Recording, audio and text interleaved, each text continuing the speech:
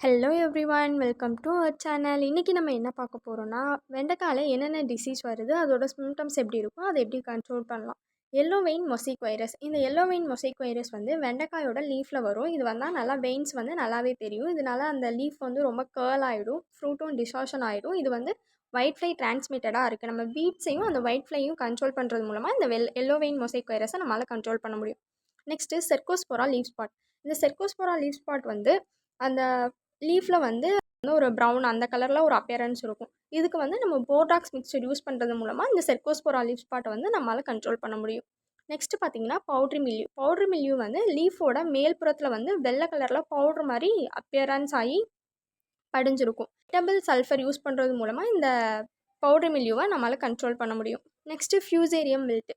இந்த Fusarium wilt வந்து என்ன ஆகும்னா, ஃபஸ்ட்டு லீஃபெல்லாம் வந்து ஒரு எல்லோ கலரில் ஆகும். அதுக்கப்புறம் ஸ்டெம் மாறி, அதுக்கப்புறம் ஹோல் பிளான்ட்டுமே எல்லோ ஆகி, அதுக்கப்புறம் ஹோல் பிளான்ட்டும் ஒரு மாதிரி கருகி போன மாதிரி ஆகி டிஸ்ட்ராய்ட் ஆகிடும். இந்த ஃபியூசேரியம் வில்ட்டை நம்ம கண்ட்ரோல் பண்ண க்ராப் ரொட்டேஷன் பண்ணணும். தேங்க்ஸ் ஃபார் வாட்சிங்.